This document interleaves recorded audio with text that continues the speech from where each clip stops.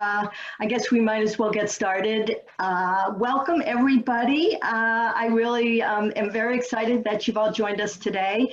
My name's Andy Blanche, and I welcome you on behalf of Sarasota Strong. For anyone who is new to us tonight, Sarasota Strong is a growing group of, well, we used to say Sarasota neighbors, but really we had a lot of people from Manatee, and at the last couple events, we had people from as far away as Australia joining us. So I guess now we should say we're a growing group of local folks and international friends. And really what we're trying to accomplish is we would like every person who lives in our community to understand the impact of trauma, to recognize it when they see it, and to know how to respond in such a way that it helps healing and prevents additional trauma.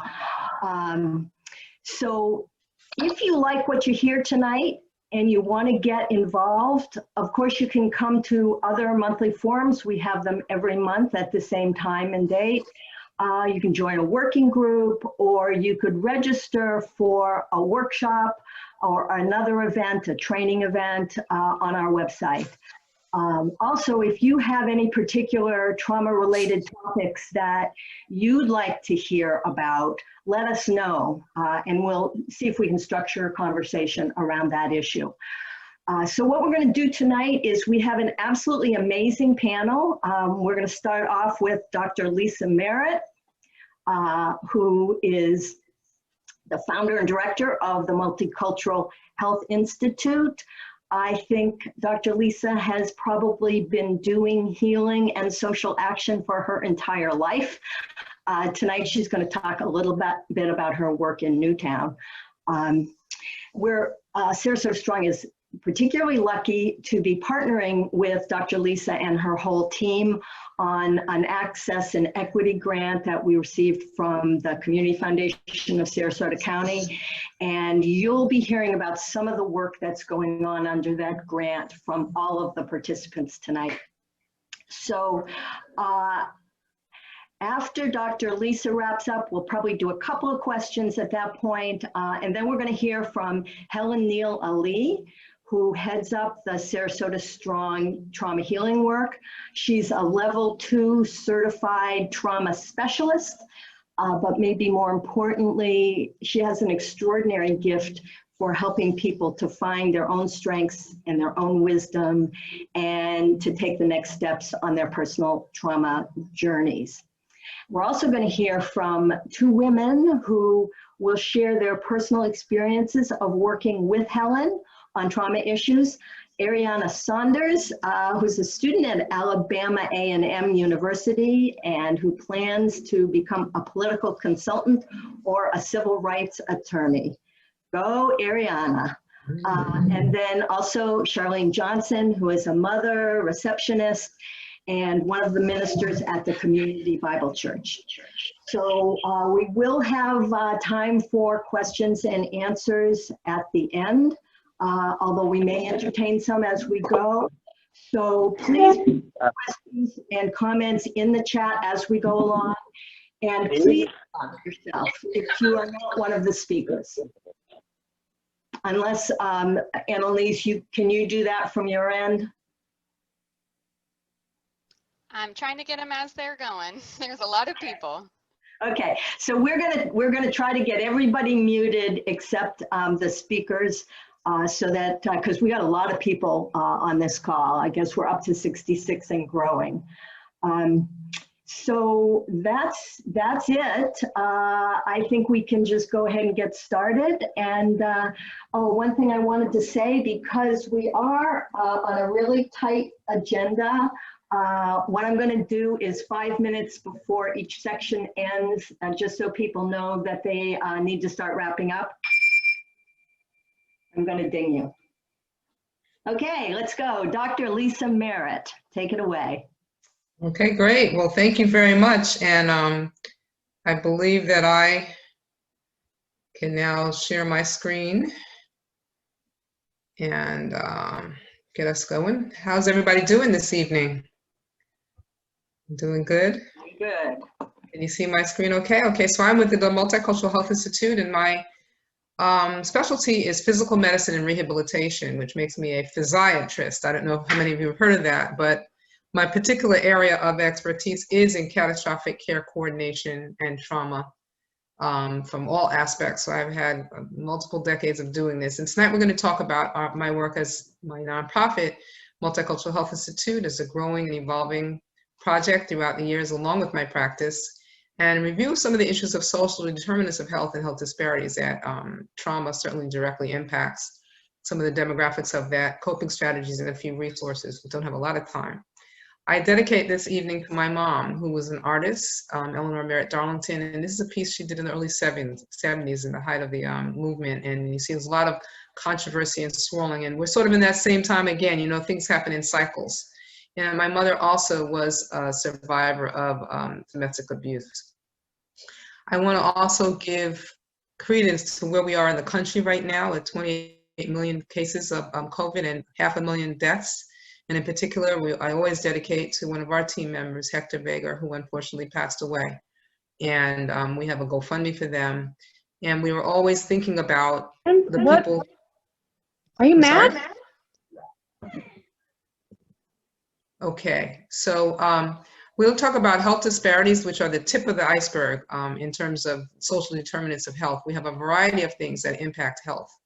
We have historical and culturally perpetuated factors, internalized factors within us, external factors that impact us, genetic factors that we're born in, and epigenetic factors that we inherit. Social determinants of health encompass a variety of things, including economic stability, neighborhood, physical, built environment, things like environmental toxicity, educational levels, food security, and the context of social connectedness. And all of these can impact somebody's ability to be resilient, to be able to cope with things, and as well, of course, the healthcare system that they do or do not have access to.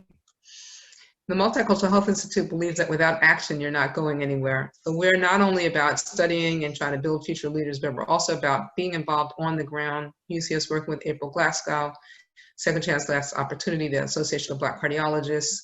We've done heart screenings. We work on all the areas of health disparities that occur more frequently, unfortunately, in certain populations, and that also have now rendered them more susceptible to COVID-19. We have a long-standing footprint within the Sarasota area, as well as nationally. We were founded in California 25 years ago, and we did work with the REACH Collaborative in Atlanta. We've published a variety of papers on town halls, and we're really pleased to work with Sarasota Strong right now on a data-driven equity project to empower our communities. This is us back in the old Robert L. Taylor Center discussing our community access project and first survey project back in like 2006, I think. And we did things like the Pink Sundays at Newtown Estates. We had our Positive Aging Senior Wellness Intergenerational project, teaching people how to use technology, our ongoing longitudinal project with the MHI scholars, diabetes education, et cetera. We really believe in hands on the ground. And I love this slide because in our STEAM-Age pipeline of developing young people, to give them hope, to give them strength and a sense of confidence in whatever they might face in the world, you never know the talent you're going to find. This is a group at Bayhaven that we were doing an Earthbox nutrition project. This is actually my daughter, Amara, and this is Omaria and her brother. And they all were part of this group. But what's interesting is Omaria then went on and became a 2-time state national champion. She's only 5'4", but she's an amazing superstar basketball player. And she's just signed with FSU. And Amara, who's had a number of health issues and trauma and has PTSD and a lot of issues, so I know it very well living it with my daughter, illustrated a book called Me, Myself, and My Amygdala based on her own experiences. I'll speak to that a little more. And these are some of the other things that we work with my academy and other groups of bringing young people through. We work with a number of organizations, and we think it's important because we are always stronger together. There's many different ways to address this issue, and this is an example of our multicultural action team out in the field doing a community project at the Goodwill. We have a dashboard for those who are interested. If you go through our website, v-mhi.org, you'll find a lot of resources there in general for health information and a link to the informational dashboard about the COVID pandemic, resources in the community, statistics, etc. Our work goes against a main set of criteria called PEARLS: prevention, education, advocacy, linkage to care, research, sustainable solutions. And therefore, we can apply that to anything, any topic that we're working on. And we do a variety of things. We did a wellness thing last month at Bethlehem. And we're always trying to get the word out on how people can take charge of their own health. It starts within. So when we get to the topic tonight in terms of manifestations of trauma, they are myriad. Okay, the body holds trauma in many different ways. It's physiological. It actually causes chemical changes, structural changes within the body. You can have neurochemical changes with things like your cortisol levels, which contribute to elevated high blood pressure, changes in the way that blood sugar is metabolized, can affect your sleep. You can have physical symptoms like headaches, stomach problems, digestive problems, and less an immune system, more susceptibility to all kinds of things. And so it manifests with anxiety, panic attacks, depression. We know the whole impact of the adverse childhood experiences have lifelong effects that come up later sometimes, not necessarily as children. There's anger management issues, coordination issues. People that might be at more risk for falling. They're like not really in their body because they're out of their body a lot of times. Memory, concentration problems, and all of these things can also contribute to a greater susceptibility to substance abuse as an unhealthy coping mechanism. And when we talk about the COVID pandemic, we really have to realize for a long time in this country, we've already been dealing with a pandemic of violence. It's a silent pandemic that nobody really wants to talk about, that too many people are suffering in silence. I'm so grateful to be part of groups like this because we need to speak to these issues, whether it's physical trauma. I've been in car accidents, whether it's been, emotional or mental or other types of trauma and abuse. We know that it affects, over 10 million people in the United States every day, just domestic violence alone. We know that 1 in 4 women, maybe even more, and 1 in 9 men are survivors of violence, intimate partner violence, psychological, emotional, sexual. There are so many things going on. I know you recently did a whole thing on human trafficking. I won't go deeply into that, but it's very, very prevalent. And I'm really pleased about this book, The Body Keeps the Score. I don't know how many of you may have read this book or heard about this book. It's a bestseller by Dr. Bessel van der Kolk, in which he really gets into the whole taxonomy, the terminology around trauma, and how difficult it has been in medical practice to get it quantified and classified as a true physiological phenomenon.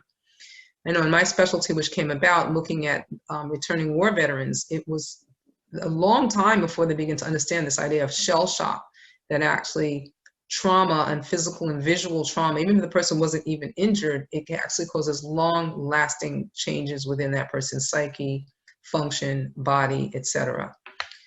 We also have to think about the idea of microaggressions. People of color are constantly micro-traumatized.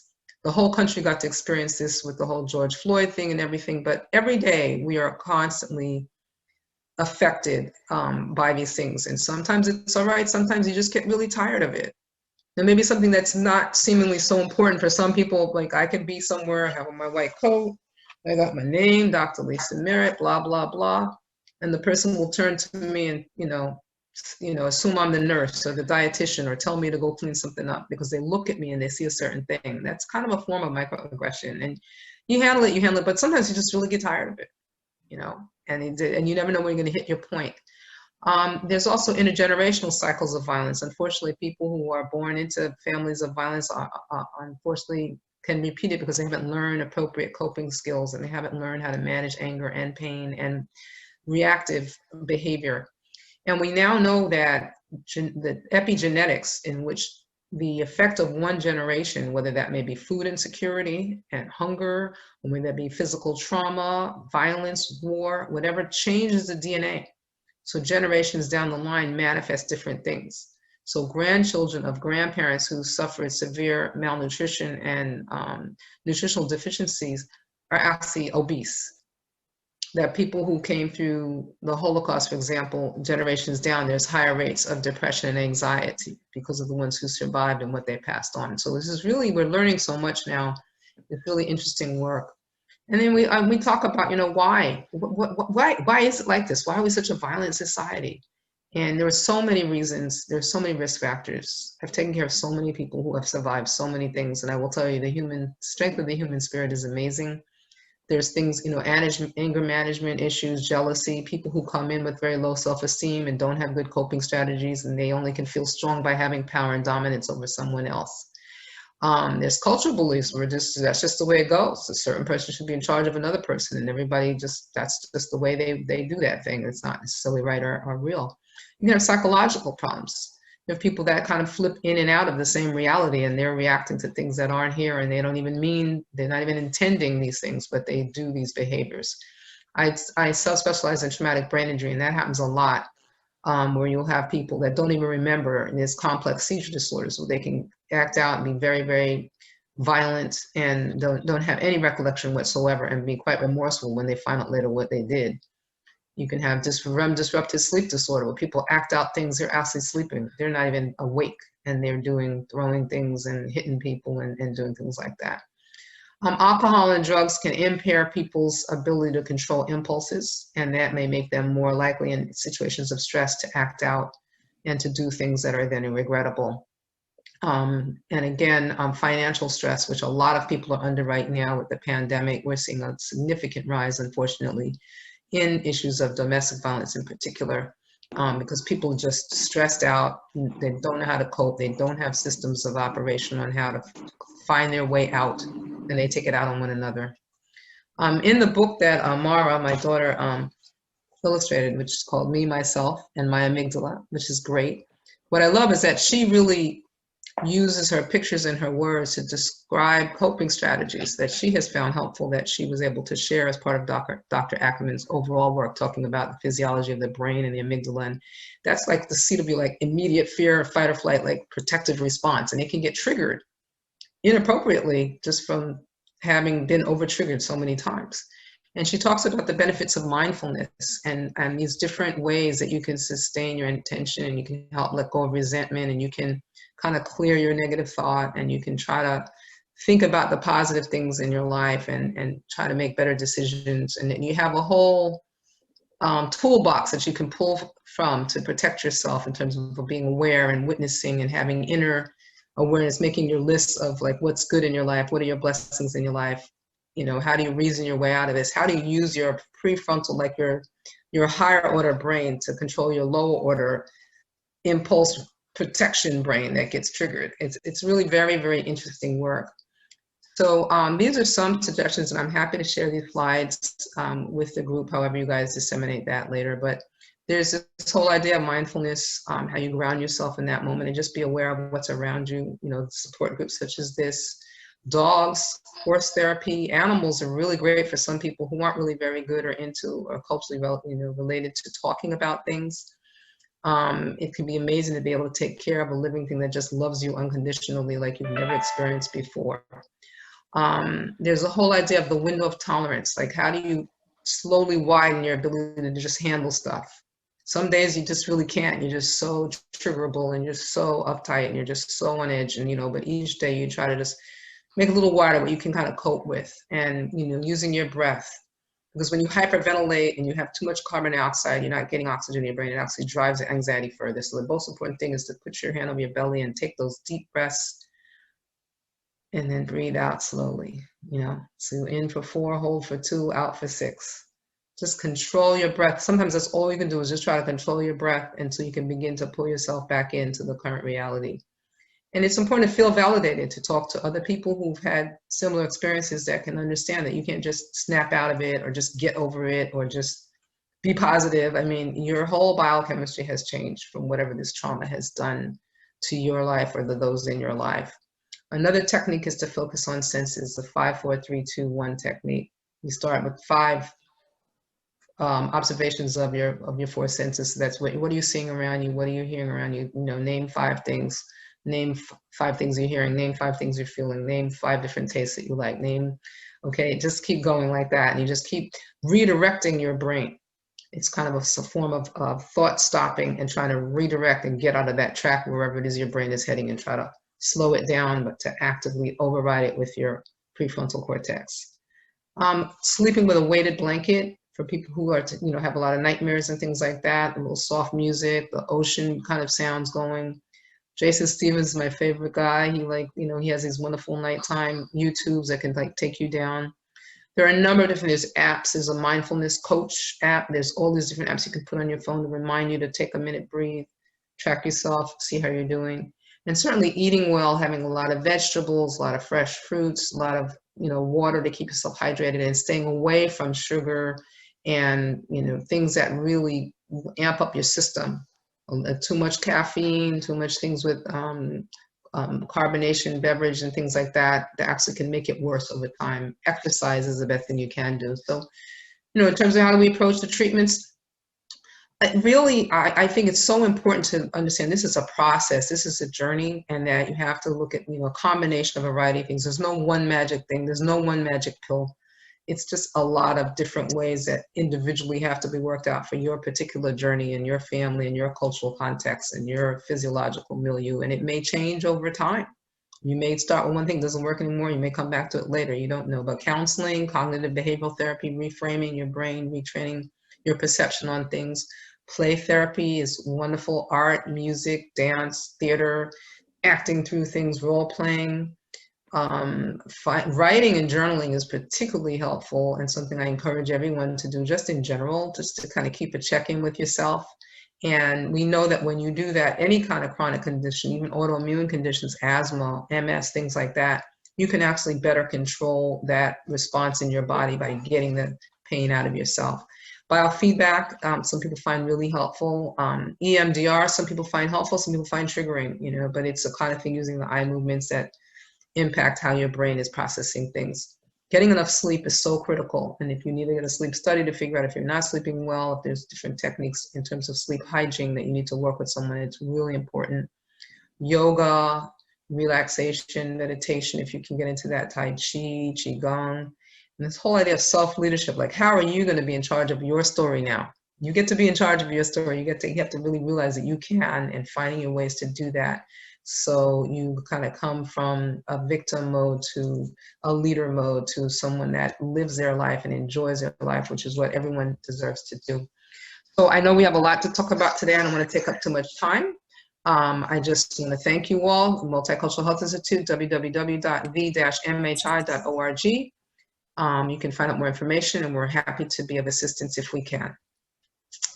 So with that, do I hand it back over, or I think you can?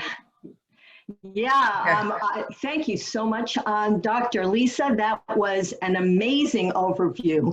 In 15 minutes, you covered more. Did I hit it? You hit it. Perfect. Thank you. Okay, great.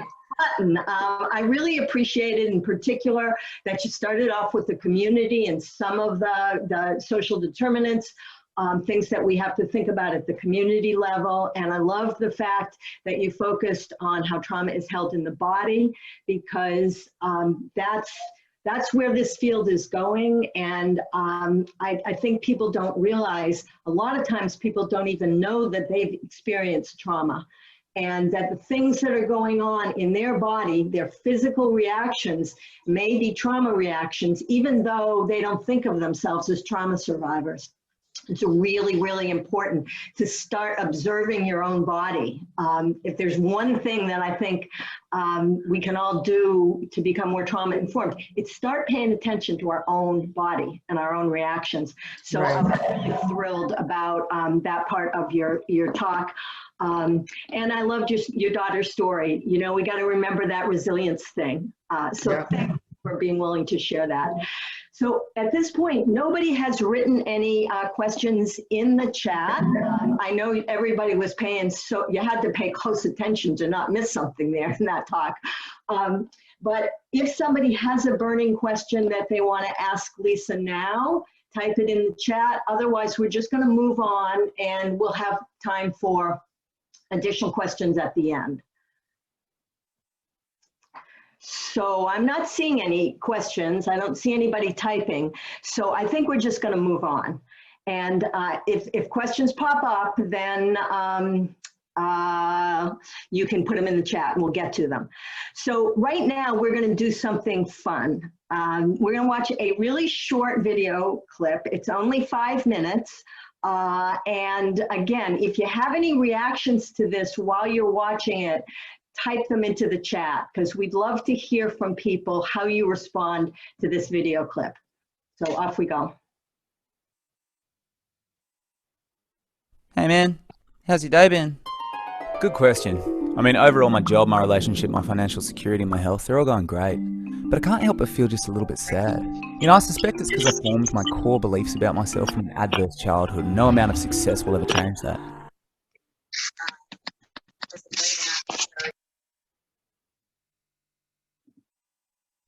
Sorry, guys, I had to pause that to mute someone. If you're not one of the speakers, please keep your mics muted. Thank you. Kids, man, they can't look at trauma objectively. So if something bad happened to me, I couldn't just shrug it off like an adult and just be like, hey, that's messed up. Instead, I looked at the world like it was a just place. And my childhood brain said, that bad thing happened to me because I deserved it. My brain just decided a long time ago that I deserved pain, suffering, and sadness. This feeling that I'm somehow a magnet for rejection and negativity, my brain didn't just feel it. It took it on board like a scientific fact. And now I'm an adult, and I don't have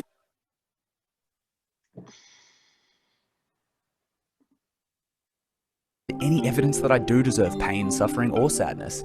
In fact, I have evidence that I deserve the opposite, because objectively, I have the opposite. I have a great life. There's a lot of people here who love me. But my brain, it's made up its mind. Instead of accepting the new theory that maybe I could deserve happiness, it decides to cherry-pick evidence to prove its original hypothesis right. It ignores anything good in my life and obsesses on bad things, like this morning when a guy yelled at me in traffic, or last week when something messed up happened at work.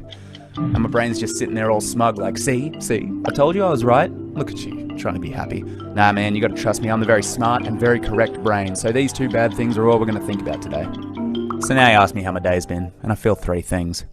The first, I feel like anything good in my life is temporary, like it's all going to come crashing down in the near future. Because, as I've stated, I feel like I'm not worthy of happiness. The second, I'm paranoid that my brain is going to cause this crash. I'm scared that it's going to sabotage my life just to show me that my first impression of the world was correct. But the third, well, I feel conscious of this whole process. And surely that's got to count for something, right? Surely the first step to fixing something is understanding why it's broken. And I don't know. I guess that gives me hope. Yeah, not too bad.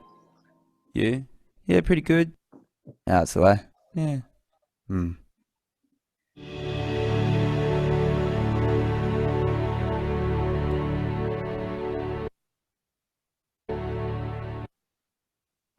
So, okay, we showed this. We're gonna watch it again. So no, we're good now. We showed this video at a talk at New College last week, and one of the people at the talk wrote into the chat that, oh my, I think I just starred in that video clip, which I thought was pretty cute.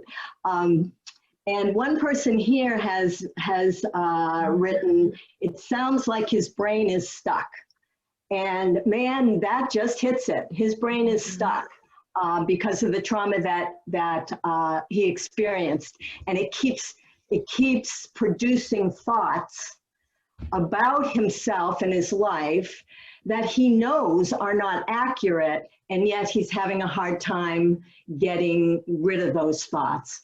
I think this is a particularly interesting video because the work that Helen does, it really hits that point. So anybody else, yes, Jonas Williams just wrote in the chat, I can so identify. I feel I don't deserve happiness, but I have hope and faith for that these thoughts will go away and I'll be able to enjoy the life I am living now.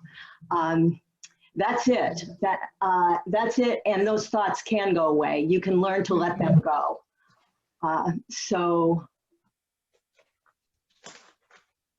We had one question for Dr. Lisa, which let's take and then we'll move on. The question was about carbonated beverages. Is it the carbonation itself that causes negative effects, or is it the chemicals, the sugar, or other stuff in the carbonated beverages? Yeah, well, it's kind of like soda's a waste of time in general, but as I wrote them back, the carbonation also causes acidity because it's carbonic acid. So certainly soda with the sugar and the colors is really not good for you. And diet soda is really not good for you. It actually reprograms your body and actually aggravates weight loss and you gain more weight. So it's much better to just drink water. You know, anything in moderation is reasonable, but some people drink like 5 and 6 a day. That's really not good for you. But carbonation, the way to carbonate it is they put carbon dioxide bubbles in there, and so that's carbonic acid, and that's acidic in your body, and that's not good because you're trying to be more alkaline. Is better for your system. Hope that answers the question. Thank Another you. favorite thing is a little bit of Again, juice, a lot of Yeah. water. That's a nice beverage. A little tea, a lot of water, good beverage. Okay, Jerry Chafee is asking, how about seltzer water, carbonated water? Okay, Same answer. plain water is better.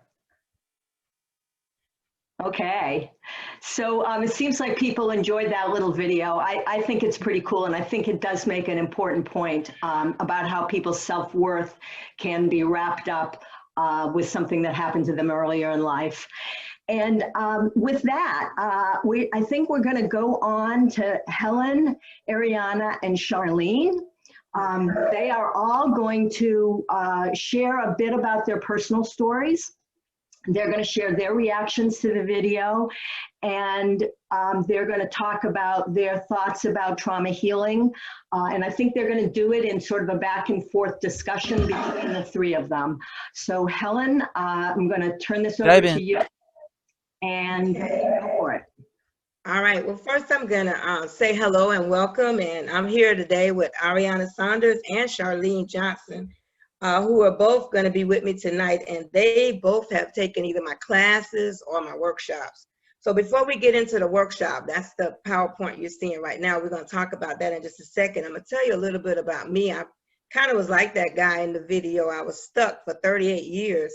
Having a good pity party. I don't know if anybody's ever had a pity party, but I was born into domestic violence. Didn't know anything about trauma until I met Andy and got the word trauma in my vocabulary. I didn't know I had had a traumatic past. I didn't know I had went through trauma. I just knew that things had happened in my life, but I saw it happening in my family. So it was really, what you call it? I would say it was familiar with me. So I saw domestic violence. I saw drugs. I saw my mom being abused every weekend. I saw my dad drinking alcohol. I saw my grandfathers doing the same things to my grandmothers, my uncles doing the same thing. And then I ended up getting to be an adult, and then I started getting those same kind of relationships. I ended up with 3 bad marriages right behind each other. One physically abusive, the first one. The second one was emotionally abusive, where he just kind of ran off with me and left me with a baby and just broke my heart. The last one was the worst one. I tried to stay in that one, but it was verbal abuse. I didn't even realize that verbal abuse was abuse. He called me names, but after a while, after going through that for a number of years, I started having panic attacks. I started having nervous breakdowns. I ended up in the mental hospital. I ended up taking Xanax and Tofranil, having panic attacks. And not until 1991, I was speaking at a conference.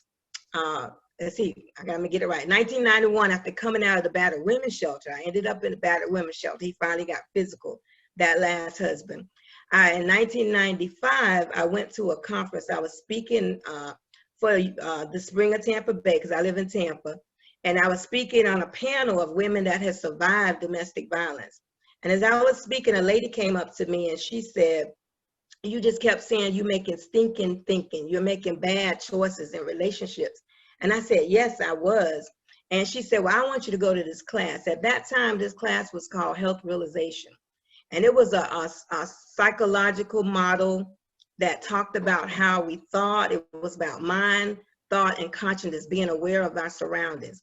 I went to that class reluctantly. I didn't want to go. I was already taking Xanax and Tofranil and didn't think I needed anything else, but I went. I am so glad that I went, because I wouldn't be here sitting here talking to you all today if I hadn't went to that class. I wouldn't be helping as many people as I am today through their trauma if I hadn't went to that class. The very first day of class, she showed me a thought wheel, which we'll talk about in a little bit, that made me understand not what I think, but how I think, and how I was processing the things that I had went through, and how I was holding on to things that I had been through. Because at that time I was 38 years old, and I was really upset with my dad. He had abused my mom.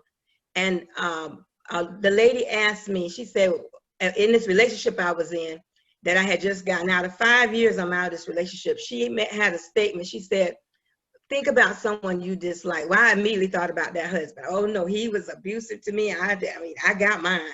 And then she made the statement, when is the last time he did that to you? And I proudly said, 1991. And she said, you do know this is 1996. Who's been doing it to you for these last 5 years? And I realized that I was doing it by way of me remembering and holding on and unforgiving and holding on to things. And it was like a ton of bricks just lifted off of my shoulders. I finally realized that I was doing it. So today I'm going to share with you some of the topics that we go through. After going through that, I immediately was set free within 4 days. I don't tell anybody to get off their psychotropic medications. You stay on them, you do what you need to do. But I had such an epiphany that I realized that, wait a minute, it's me doing it. I felt so much better. I immediately started going back through my life, and I let my daddy go. Because here I was thinking about hating my dad for what he did to my mom. My dad stopped beating my mom when I was 21 years old, when he was diagnosed with cancer. Here I was at 38, still angry with him about abusing my mom, and it was something he wasn't even doing. So I started realizing that my thoughts were what were taking me back into my traumatic past. It wasn't happening now. It wasn't in my present. And through this workshop, I learned how to live in the moment, take one day at a time. And that's what I share in these workshops. So as I go through, I've told my story, and I'm gonna give Ariana and Charlene at the end of our little presentation, they'll tell theirs after we go through the workshop. So I'm gonna share with you just a couple of things, because this is not the whole workshop. I just picked the main 3 topics that really helped me. And I think it helped both of the ladies, and they're gonna interact with me as we talk about this, talk how these points helped them. The first thing that changed my mind was this thought cycle. When I had a thought, you get a feeling. That's automatic. I don't care if it's a positive thought or a negative thought. You're gonna have you're gonna feel it. And then the behavior kind of got off there, but that should be like there in the middle. But I think with moving it around, it got kind of swayed up there. So after you have a thought, you have a feeling, you have a behavior, you're gonna have a result. Well, that day, the lady said something to me, and she said, think about someone you dislike. Well, I immediately thought about that third husband that had abused me. So my thought was, oh, he's a no good, blah, blah, blah, blah. My feeling was I was angry, upset. My behavior was I have panic attacks. I'm having anxiety. The results is I'm taking Xanax and Tofranil, and I'm seeing my psychiatrist. I'm going to my group therapy. I've spent time in the mental hospital, and it was a wake-up call to me. I said, you mean me thinking that? And I kept saying, no, he did that to me. She said, no. Is he doing it to you now? I said, no. And she said, are you doing all? Yes, it was me thinking about that. What I realized that when we have a thought, we automatically have a feeling. It could be positive or negative. What I had to do was start recognizing that my thoughts weren't real. Even though I was having them, it was a thought. It was something from the past. And it was up to me if I wanted to go into that behavior and entertain it. And that's when I realized that I had power over those thoughts that were coming into my head. So in this thing, it says, when we have a thought, we automatically get a feeling followed by a behavior, then a result. It can be positive or negative. Ariana or Charlene, either one, whichever one wants to go first. What did you get out of this thought cycle when you came into my workshops or my classes that you took? Okay, I'll go first. Okay. Oh, sorry, Miss Charlene, would you like to go? No, go ahead. Okay, thank you. So my first realization was, oh my gosh, that's what I'm thinking, that's how I'm feeling. And then I started to realize my thoughts were actually becoming my feelings and then behaviors and results. So during that time, I was thinking pretty poorly, and that just resulted in bad grades and other behaviors and stuff like that. So when I started to think more positive, I had more positive results. So how it says at the bottom, the behavior and results can be positive or negative. I've seen both sides of that. So that was a really good realization for me. Okay. Charlene? And for me, it basically was the same thing, but it was such an eye opener for me because my thoughts are always so negative, and I never realized where those thoughts was coming from, and my reaction to things, I never realized where any of that was coming from. So when I saw this thought wheel, and you know what, at first when you go into a workshop, you don't really absorb the stuff, you just kind of listen. But the more I thought about it and really start mirroring it towards my life, towards the way I was thinking, it made me begin to stop and think first before it's like it helped me understand that I had a choice. I didn't have to go with the thought, because the thought always took me down a negative road. I had a choice that, you know, I can either accept it or, you know, reject it. And when I began to see it that way, now my feelings changed and my behavior changed, because I was a mess for a while, and we can get into that later, but this wheel was like a light bulb moment for me. It was like a freedom wheel for me, because now I realized I had control. You know, it's like what I went through in my past was actually dictating my thoughts, dictating my feelings, dictating my steps. And when I got a hold of this, that stopped. Now I'm able to really make my own choices about the thoughts. They come, but they don't have to dictate my actions. So it was a lifesaver for me and a real eye opener to just realize that you have that kind of power, you know, and you don't just have to go with the flow. You know, it comes to you. You don't have to just grab a hold of it and go. You have a choice at that moment to decide how you're going to feel about it. And then that determines your behavior. Yes. Yes, and that was the way I thought I was Superwoman. I had powers. You can do the next slide. Yeah. Yes, it did. It gave me some freedom. Yeah. And then here's the other thing and then when we realize that where our thinking is coming from, our thoughts are coming from, like, especially these three areas. It's how we experience life moment to moment. It's also things that we've learned, thoughts, and then our own cultural belief. Because one of the things that I used to always think about was my grandmother. I was probably about 12 years old. And I was sitting at a table, and my grandmother was cooking. You know, my grandmother's an excellent cook, and I'd always be at the table. She was talking to my 18-year-old aunt. And then had this, and let me back up a little bit. I was wondering why I wanted to be in a relationship so bad. You know, I had this urge, I had to be in a relationship. If I got out of one, I would just settle for another one. They weren't healthy, but I was just settling and didn't understand why. But after I learned this understanding, I realized I had learned, this was a learned thought.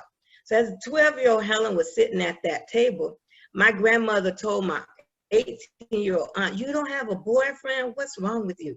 Now, she wasn't talking to me, but because I heard it and way back in my little mind that was stuck there, I grew up thinking I had to be in a relationship. You know, something was wrong with me.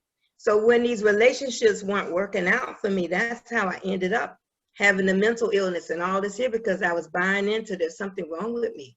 You know, there's something happening to me. I'm struggling with here. Something's not right. You know, so I started getting into that kind of mode. And then the other thing is our own cultural beliefs.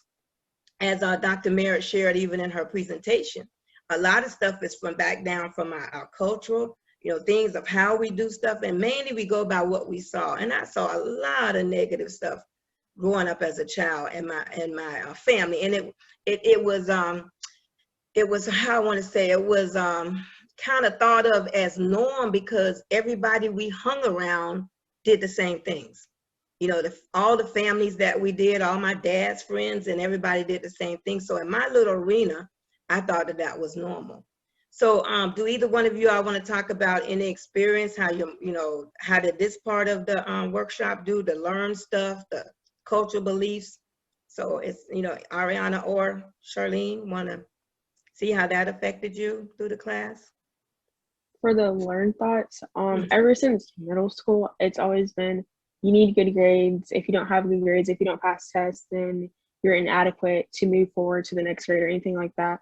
So for me, and even still, I shouldn't think like this, but it's like I need good grades in order to be good, or however I might think about it.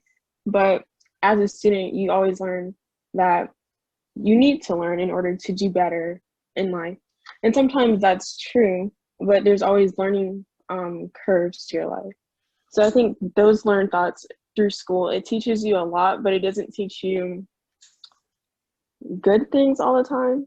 So I think it's a mix, a yin and yang situation. Okay. So you're kind of saying like it kind of sometimes if you don't get them, it makes you think that you're a bad person because you didn't get her. There's something wrong with you. Is that what you're trying to say? Yeah.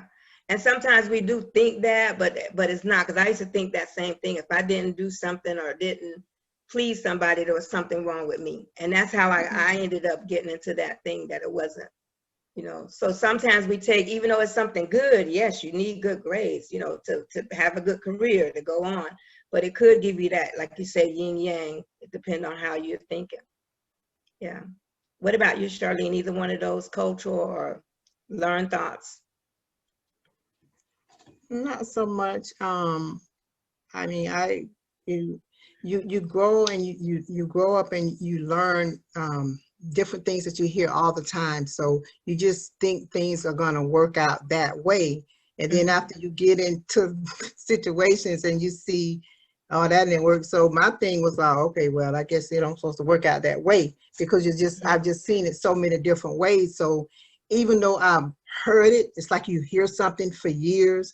And then when you begin to have your own experiences, they don't turn out like that. So I just like throw up my hand and like, well, you know, whatever, you know, because it's not a whole lot you can do with it. You know what I mean? So it's like you take it or you leave it. So I never let it really get to me to the point where it drove me in any direction. Okay, well, that's good. That's good. All right, next slide. The other thing that was big for me was forgiveness. I think a lot of times, some of my stuff that I went through in my traumatic past was unforgiveness. I had a very unforgiving heart. You know, I thought that people were supposed to say they were sorry in order for you to forgive them. And a lot of times in life, we don't get that apology, you know, and we have to learn that forgiveness. What this understanding taught me was that forgiveness was not really for the other person, but it was for me. You know, so these were some of the topics that we go over in the workshop. It says, one of the most beautiful gifts we can give ourselves is to learn the art of forgiveness. When we let thoughts about what someone else or even ourselves did or said turn around in our mind, we feel upset. Forgiveness is powerful. It frees us from the chains of a painful past. Forgiveness is not a weakness. Like I said, a lot of times people think that they're weak if they say, I'm sorry.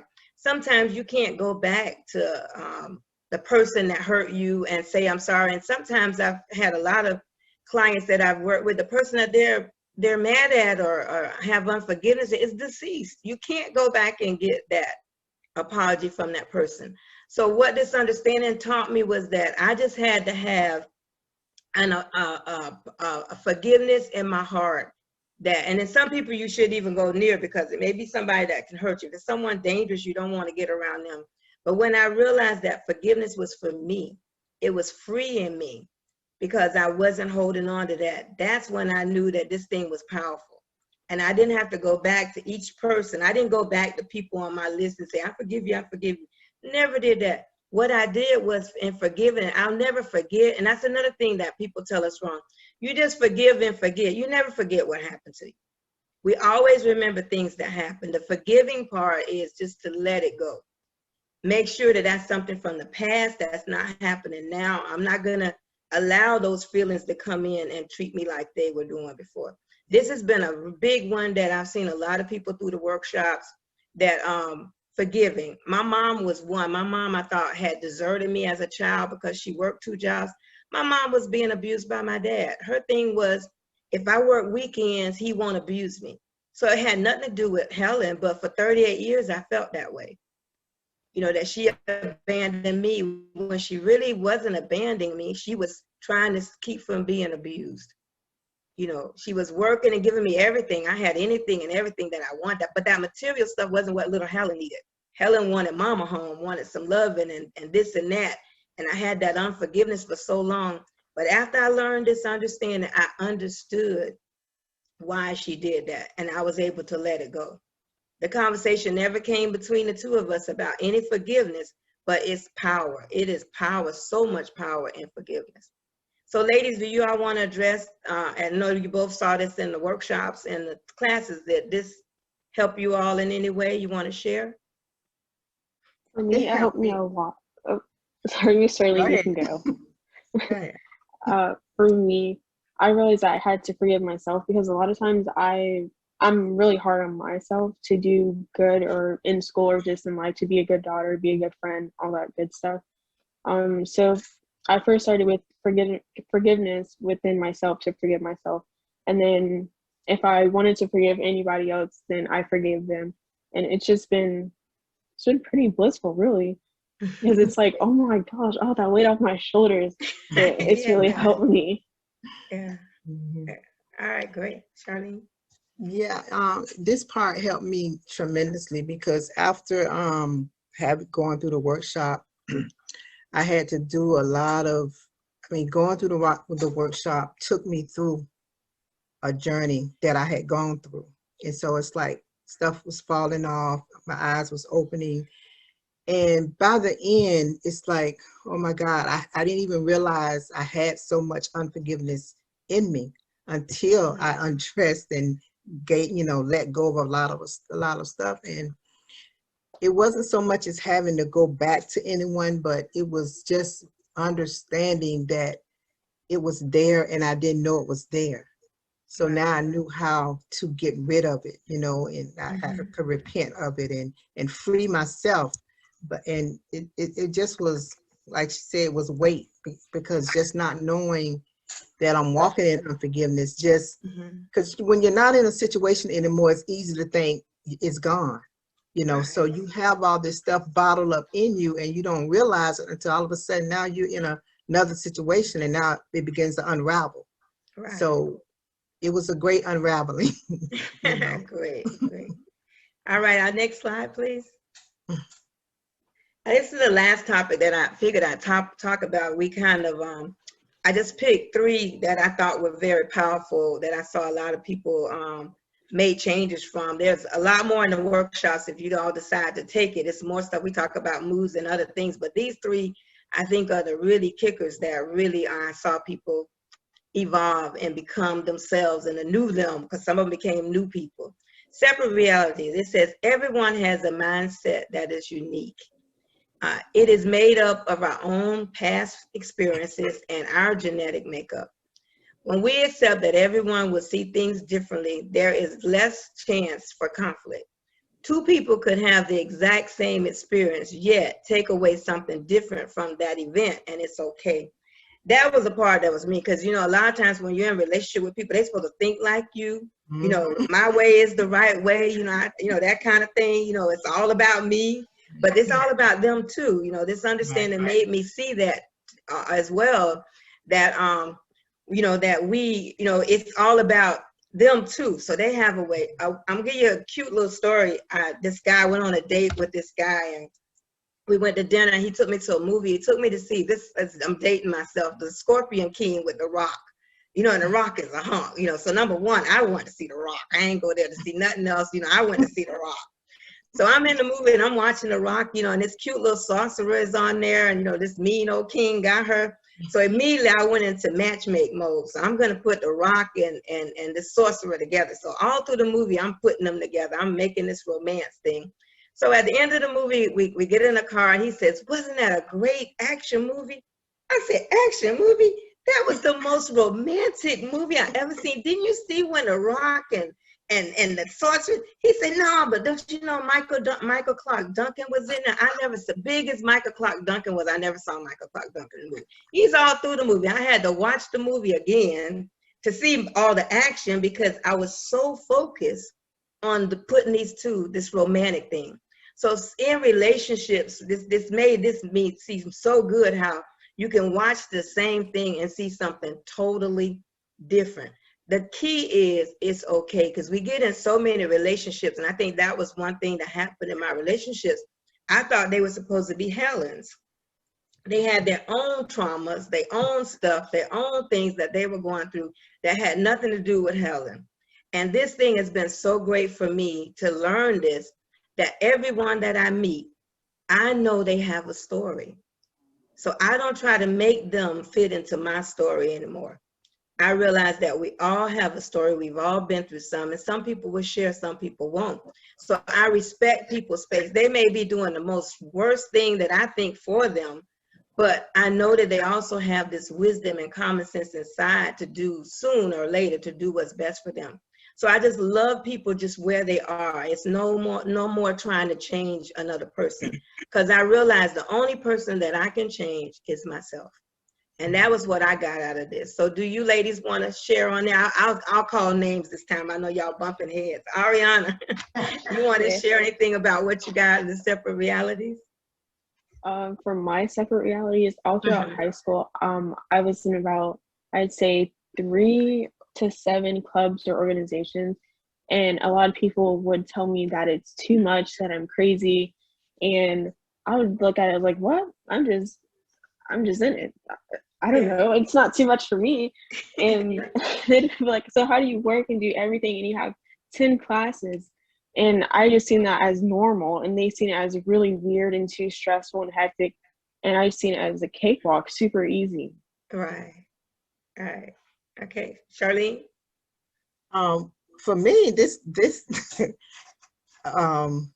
was an open eye opener for me, because it was like just knowing that when I said something, I felt like it made perfect sense, not realizing it wasn't that clear, you know. So it's like, why you didn't understand that? That was so simple, you know. And they're saying the same thing, but in a different way. And I'm like, yeah, but why didn't you get it? You know, so understanding that it could be the same thing, but it may be a different reality for someone else was like an eye opener for me, because you just think you're so clear, you know, and you think that that's ABC, you know. Right.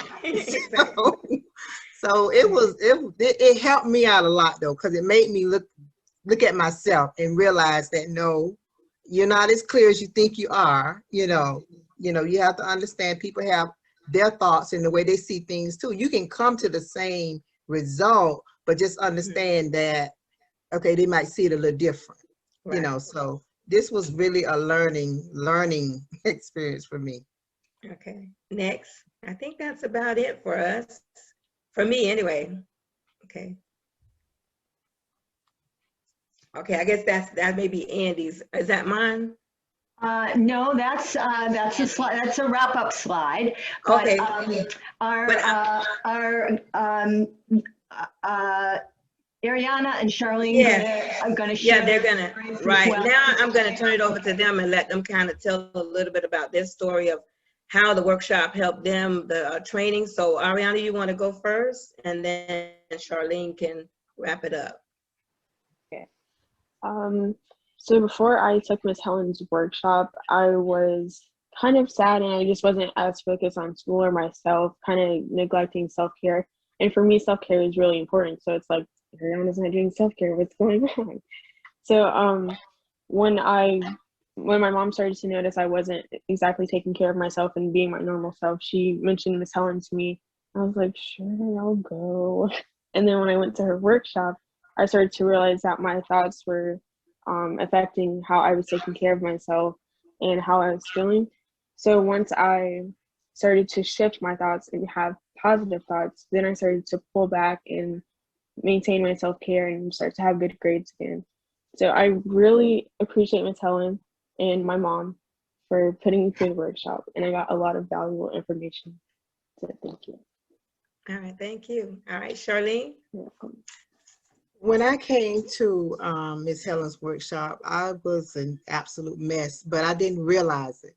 I just had negative thoughts, or a negative mindset, and I didn't realize what had been going on. And so when I went to her workshop and we began to talk about, she introduced the thought wheel and the separate realities, and just so much in her workshop just helped me take another look at myself and realize that it was all me looking at people and situations through my past, not realizing it was my past. Because like I said earlier, when you're not in that situation anymore, you just assume that it's gone. But once you get into another relationship or you just begin to do other things, and my biggest eye-opener was as I began to read the Word of God, I'm looking at what it says and what I'm doing, and it wasn't lining up. And so I'm like, wait a minute, something's not right with this picture. So the more I began to do a self-examination based on her workshop, that's when I realized I was a mess, because none of my thoughts were lining up right. I'm having this negative attitude. And when she said, is it happening now? That's what really got me, because I had a great life and didn't even realize it. I'm living in my past thoughts and my past feelings and didn't even realize it. And the Bible says, if you want friends, show yourself friend. I didn't want no friends, because I'm just walking around in my own world. Still going to Bible study now, still going to church, doing all this stuff, reading, studying, everything, but holding on and not really realizing that I'm holding on. So this workshop really helped me to, it just went in there, because now I got to think about why I'm acting the way I'm acting, why I'm feeling like I'm feeling. And so I was able to grab a hold to my thoughts now and analyze them and realize this thing is from back there. It's not what's going on right now. So it freed me. It really freed me. And then, and now I'm not so anxious, to respond and to react. I take my time and I think about my thoughts, and I think about how I'm going to feel about it. And I make better choices now, and I feel free now. It's just like was just a new world for me. So I just thank God. I'm like, Lord, I know you sent her just for me, because it was just a whole new world for me. And I'm just so thankful for it, that I was in the right place at the right time to be able to go to this workshop, because it really, really freed me. And I would suggest anybody to go there, because I'm telling you, it's freedom. It really is. Yeah, and one thing I want to say about Charlene, after they finished their class, they did an 8-week class at Community Bible Church, and then they did an 8-week training, the trainer's 8-week class. And then they invited me to be the MC of their program. They did a Saturday workshop called Out with the Old, In with the New. I was like, go ahead. And they based it upon the workshop that they had took. So they were doing excellent stuff through that church and in the community, sharing that. So that is it for us. I guess we're to the point of thank you, ladies, again for supporting me and coming aboard with Sarasota Strong and doing this for me and sharing your gifts and your new talents that you have. And I guess we got questions and answers. I don't know if I wasn't checking the chat, so I don't know if we have questions. Oh yes, do we have some questions? So we'll move into that section right now. And first, I also want to just thank you, Helen, Ariana, and Charlene, for being willing to be so open and to talk about your own lives and your own experiences, and to share that in your wisdom and what you've learned and how you've put this you put this learning to work in your own lives. I think that is in some ways more powerful than anything that anybody can say, is to see an actual example of how another person has been changed by this stuff. So I really, really appreciate it. And you both all three of you did an amazing job. Really, really fantastic. So some really good questions have come in. Okay. I'll read these, and then if the person who offered the question wants to elaborate or make clear, they can unmute themselves as you respond. So we're going to start with Gabrielle Lemon, who wrote, and this is a good one.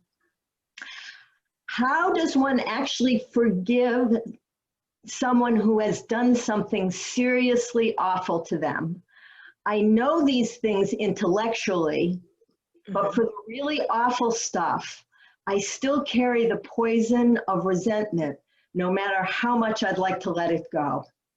So from any of the three of you, what kind of advice do you have about how to accomplish the letting go of that hold that a memory has on you, even when You know it's poisoning you. Okay, well, the one thing that happened to me, because I had I wrote a book called Okay Forever, a book of hope, and it's some horrific things that happened to me in those. And what I realized is when I took this class, that person that hurt me was not innocent in what they did. What they did was terrible and wrong.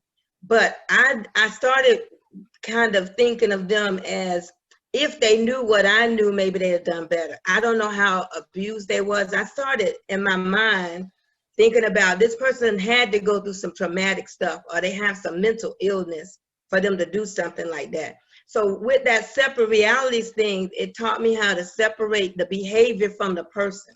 You know, even though it's somebody dangerous, I'm not going to be near them. But I knew that forgiveness was for me. I never forgot what they did to me, and I would not go back near them or be in that kind of relationship or be near them for them to hurt me again. But I also knew that it was something deeper there that was hurting that person, something, how do you say, either mentally for them to do me that way, or they had been traumatized so much themselves that they did this to me. I started thinking like that, and I started kind of feeling sorry for them. As I started thinking like this, not to the point to get back in that situation, but enough for me to let it go. And my forgiveness came there. I was able to forgive them because I forgave them for even not knowing what. I didn't never have to go ask, well, what happened to you? Not like that. It was something I had to do for me. That's why I say forgiveness is for you. So I could not give them that. And another thing that I learned, is it Gabrielle? Is that when I hold on to something that somebody did to me, no matter how terrific, I'm giving them power over me. And I made a choice that I would not let anyone else have power over me. And that was a way that I was able to forgive and let go too. So that's the way that I did it. Because I had I was beaten. I cannot imagine how my face looks now, because I've been abused by a first husband so bad that he stomped me. My face was disfigured. And it was nothing but God that brought my face back to normal. I couldn't even recognize my own self in the face.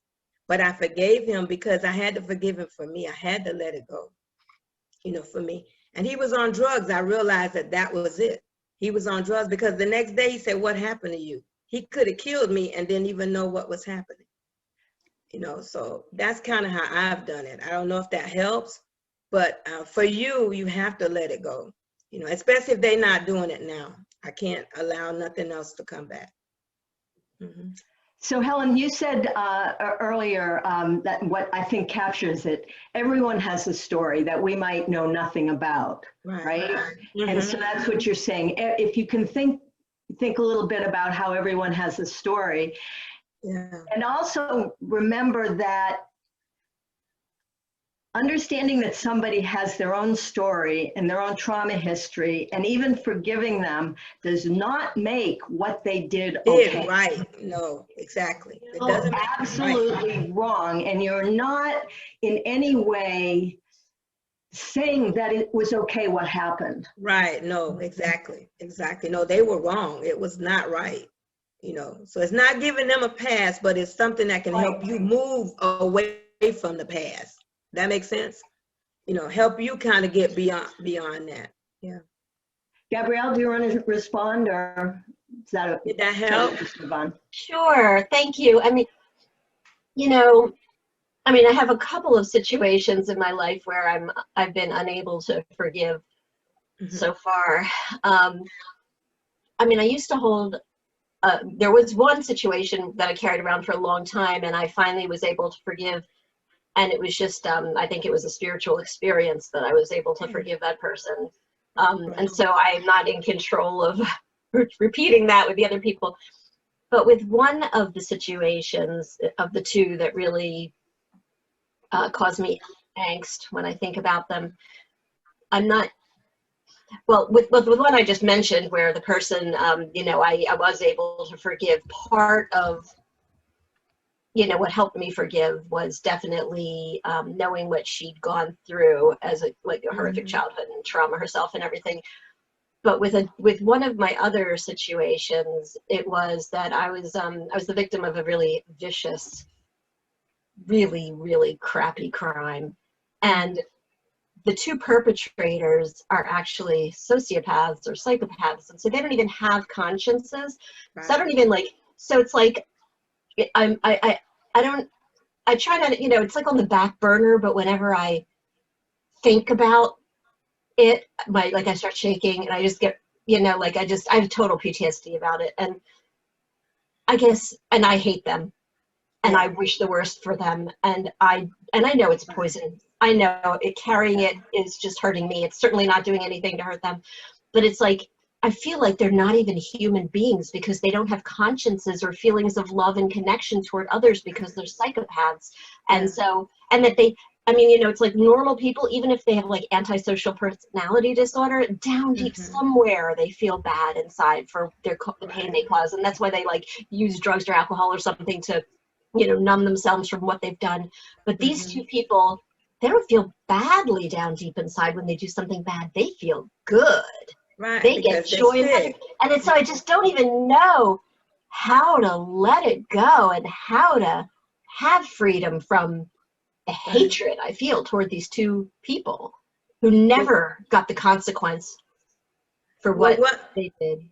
And one thing you can do, one thing that you said is that when you think about it, when you recognize and start understanding, it's just my thought about it, it'll start lessening.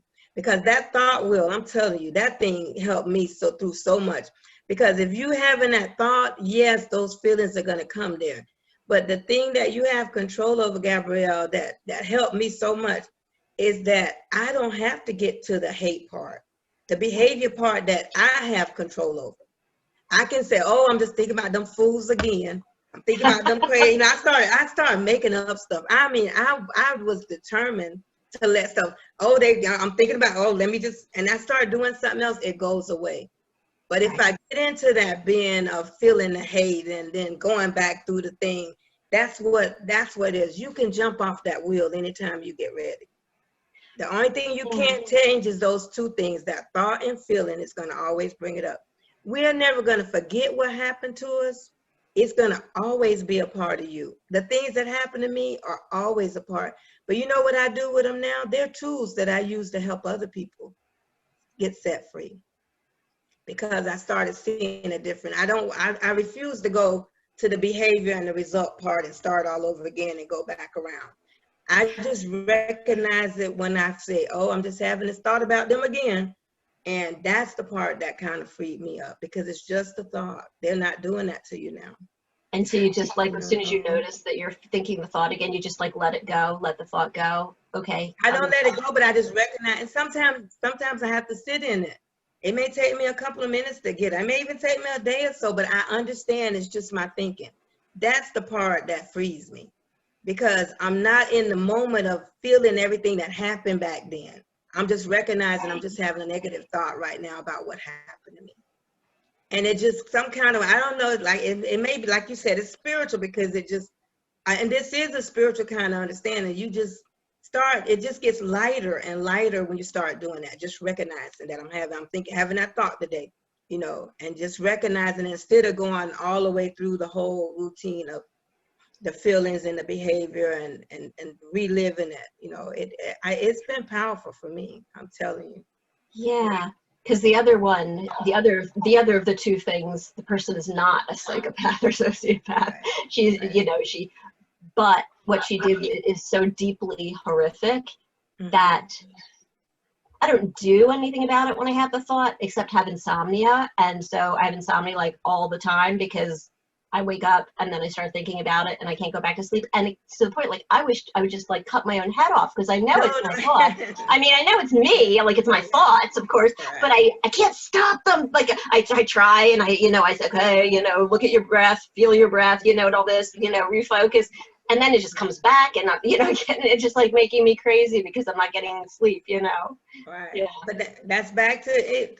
It's going to be the same thing, answer for either one.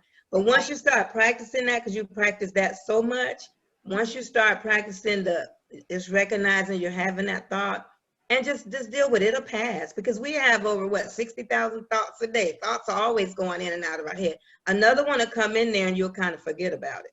But if you hold on to it, that's what we're doing. And a lady even asked me one day, when she talked about my ex-husband, she said, well, who's doing it to you now? It's me. She said, well, why don't you just take the tape out? You know, it's like a record player. Take that tape out there. Quit sticking that in there, you know. And it just, you know, I started finding humor with it, even though it was horrific now. The things that happened to me were bad. I'm not sugarcoating them. But in order for me to heal from them, I had to stop looking at them as so devastating. You know, even though they were devastating, they're not happening now. I had to kind of stay in the moment. You know, living my life now, not back then anymore. That's been the gift. Right. Yeah, thanks. Yeah. Gabrielle, I'm kind of thinking back to Dr. Merritt in the beginning when she was talking about coping mechanisms and trying to really detract your brain from that path that it's on and the 5, 4, 3, 2, 1 method. Right, yeah. I have tried that too. Yeah. Yes. I'm just but I will try it more. What can we do to derail that thought process? Is what yeah, we need to do. My thought processes are entirely too powerful when they are negative. No, because I've done the 5, 4, 3, 2, 1 thing too, and then boom, it just makes me crazy. Yeah, but thank you, because that is a great thought, and I know that it works probably in many, many, many situations. Yeah, and with many, many people, and I am, yeah. You have to choose it. You have to choose to make it work with you. Because you know what I did? I choose peace. I made up in my mind that I don't care what I was going through, I choose peace. So see, when we choose the negativity and that I got to think about it, we're going to be there. But I choose peace. And that's what got me through. Even though things were bad. And I've had bad, and I mean, it's been 24 years since I learned this. There have been some horrific things that have happened to me, but I still, in the midst of it, I choose peace. And that's what kind of brings it. So you got to figure out what works for Gabrielle. Because the one thing about this is no one thing fits everyone. This is an individual journey for each and every one of us. So, Helen, what you just said is so important. You know, for everybody, forgiveness is a process, and it can take a really long time. And Gabrielle, you're doing everything right. You know, you got the consciousness, like that guy in the tape who knew what was going on. You know what's going on. So, and you're doing the right thing. So I would say just keep doing it. And like my yoga instructor said, you know, you just keep doing these asanas that you can't do. And someday, like a miracle, you're going to be able to do it. And so just keep doing what you're doing. And sooner or later, you may just wake up one day and it's over. Yeah. Thank you. That's a good point. And I know that to be true from other things in my life too. So thank you. Thank you both. Thank you, everybody. Yeah. Thank you for sharing. That's a really courageous self-disclosure. So we appreciate it. So there's another challenging question that came in earlier from Kim Miller. And Kim, you might want to explain a little bit about what you mean by this. And the question in the chat was, I was struggling with the point between feeling and the behavior. I've been clean for 2 years and I'm finding my self-leadership. And at times that is like learning all over again. So Kim, are you still on the call? Is she? Oh, she may have. Here I am. What was? Oh, you are. What was the question again? A little bit. Yeah, explain it a little bit, Kim. Okay, what I was saying was I've been clean for 2 years now. Okay. So, and before I was using drugs and alcohol to mask my feelings. So I really didn't care about what it went from a feeling to a behavior, from a thought to a feeling to a behavior, because it all kind of rolled into one. So now that I've been clean and I've had a substantial amount of clean time, I'm trying to find myself again. So now it's like I still struggling with the period between the feeling. I'm okay with the thought. Okay. But it's when the feeling, between the feeling and the behavior. So sometimes I'm caught myself. I'm trying to get. I've come to a point now where it's not a good thing. I tell myself out loud to shut up. And so it's not actually good because I work in public. So people looking at me kind of crazy, like, what are you telling yourself to shut up for? So I'm just wondering if you have any suggestions on what might be easier for me between the feeling and the behavior process. That's back to that recognizing that you're just having a negative thought. Because like I said, the two are going to go together. It's up to you to say, like I said, I choose peace. Because there's been some times I'll use my daughter. I don't think she's online. I don't think she's on here.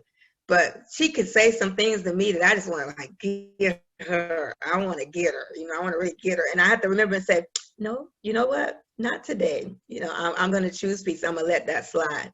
Same with that. And I had the feeling, the thought comes in, I need to do this. And, you know, and those feelings get there. I want to really tell her, you know, something. And I say, no, I'm going to let this slide. And that is the way that I do it. I just recognize when I'm there. Because you're dealing with something that is, and I've done this at ACTS and DACO, which are drug rehabs here. I've worked with a lot of clients that were recovering. And that thought will help them because you have the more power than you think. What it did, it gave me power. You have power not to make that choice for that bad, whatever it is, whatever that behavior is. When you realize that you have those powers, because the thought and feeling are going to always connect. You have a thought, that feeling is coming. Just recognizing it. And you can't change. People say, go up and change your thought. You can't just change a thought like that. That stays there. That's being real. But I just recognize and I just don't act on it. So not acting on it. You don't have to act on every thought that comes into your head. And nobody ever told me that because I used to act on every thought. If it came up there, it was a reality. I didn't make it a reality just because I thought it up. And that's kind of what freed me up. I don't have to act on every thought. You know, and that's the greatest gift you can give yourself. This thing got selfish for me. I think that's where we got to get a little selfish, you know, for our health, for our mental health, for our well-being. You know, that's what had worked for me, you know. Yeah. I don't know if that helped. Did that help? Okay. Okay. Thank you. One more question I think we have time for. This is for Dr. Merritt. Okay. And the chat says, thank you, ladies, for sharing your journey to healing. Thank you for your strength. Dr. Merritt, your presentation was incredibly informative. I appreciate all your work.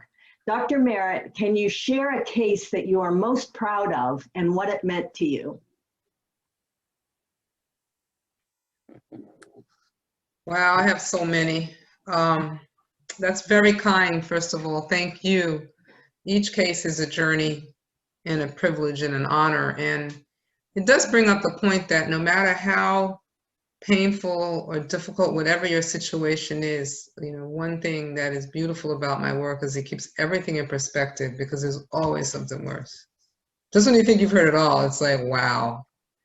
And the strength of the human spirit is truly remarkable and incredibly inspiring. And I would say, well, there's a number of different kinds of cases. You know, I've been doing this for quite a while. Certainly some of these COVID miracles that I've been in part of have been incredible.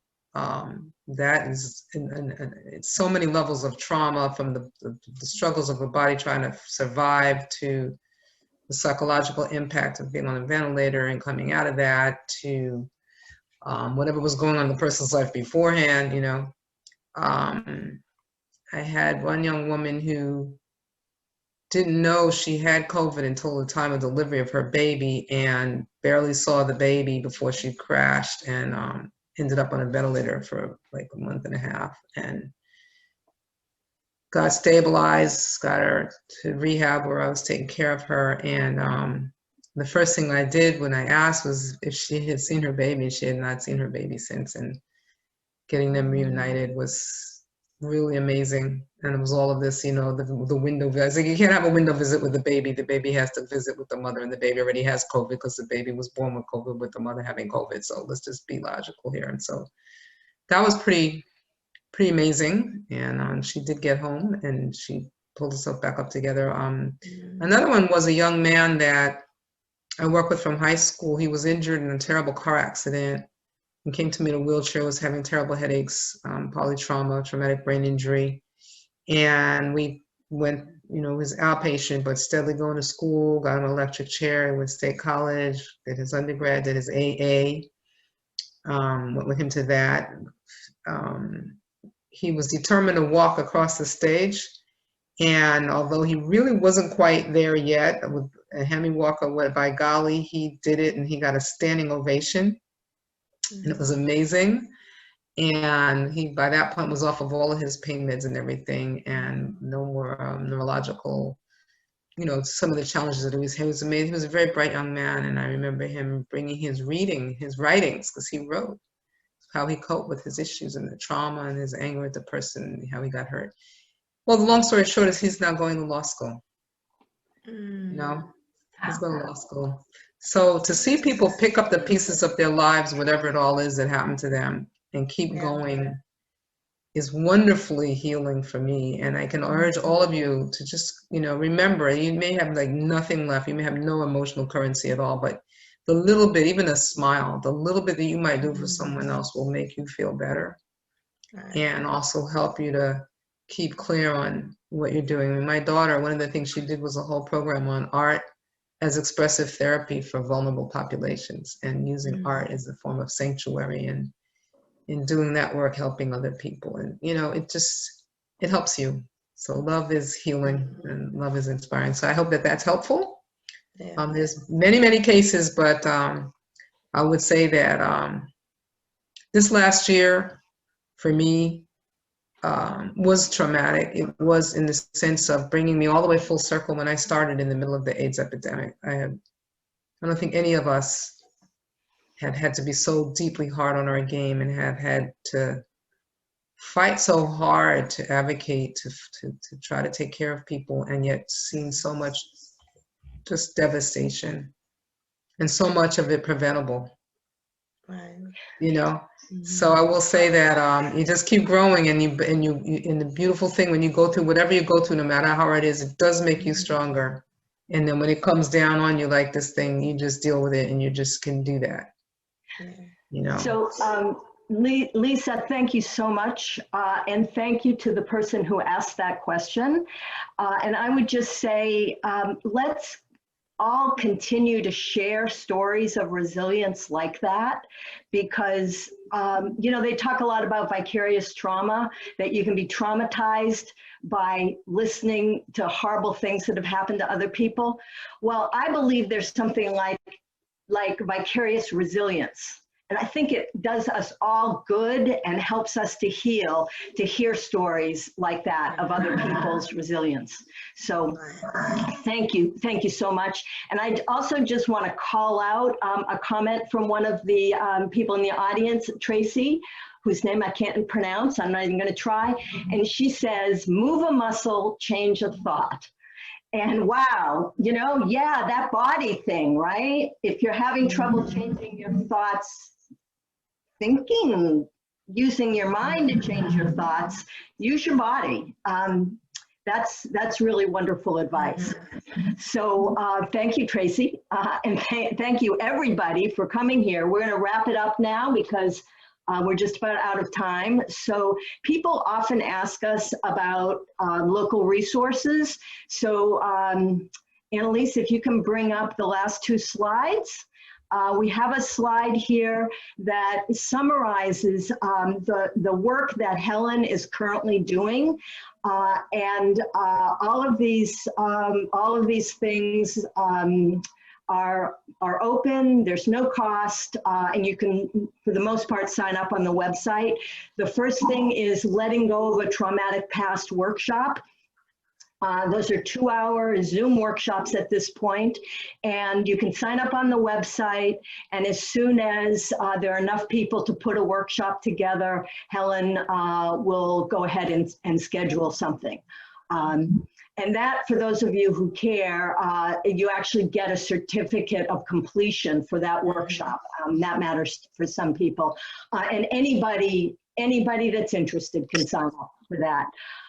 She also is doing a support group format called Striving to Thriving, and that's designed for existing groups. It might be a group of people that live in the same building. She's working in McCown Towers, I believe, with this model right now, or maybe they work together, or it's an existing group. And that's a weekly support group format based on the same information, but in much less formal workshop-y and more just open discussion format. And what's cool about this is that in the beginning, Helen will facilitate the support group, but gradually people in the group itself are encouraged to step up and take a shot at facilitating. So eventually, the notion is that they become self-sustaining, self-facilitating groups, and Helen can back off, although she'll stay, available as a coach. She also has individual one-on-one healing sessions, and they are open to anybody who's been through a workshop or who has been a steady participant in the support group. She's also sort of piloting a new model of life coaching for people who have gone far enough in their healing journey that they really want to start turning their life around in major ways. And all of those are open. So just go to the website and see what's happening and sign up if you're interested. The last thing here, she's also working with MHI on trauma healing and team building, which is really a new thing also for Helen, but is really focusing on the traumatic impact of working on issues like COVID and ways that both personal and vicarious trauma can affect staff and organizations.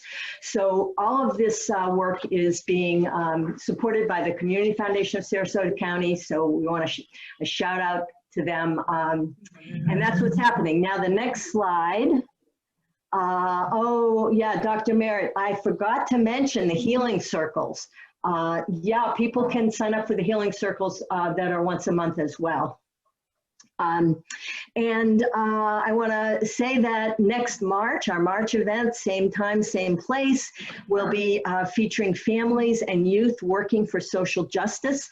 That'll include the Sarasota Strong facilitators of a workshop called Raising Anti-Racist Children, but it'll also include a number of other local community groups that are working directly with youth and families on social justice issues. That's on Monday, March 22nd at 6 to 7:30 p.m. You can sign up for that on Eventbrite. And then finally, we are having another workshop on raising anti-racist children. That's scheduled for March 9th to 30th. It's several days during that period. It's designed for local parents of children aged 7 to 12 and gives people an opportunity to talk about their own racial attitudes and also talk about how to talk to their children about racism and social justice. It's been getting really good reviews. If you're interested in that, it has limited space, only 10 people at a time, so sign up soon. And again, there's no cost for any of these things. Thank you everybody for coming tonight and for staying with us. And you know, Sarasota Strong is what you make it. So we really appreciate your coming and hope to see you next month.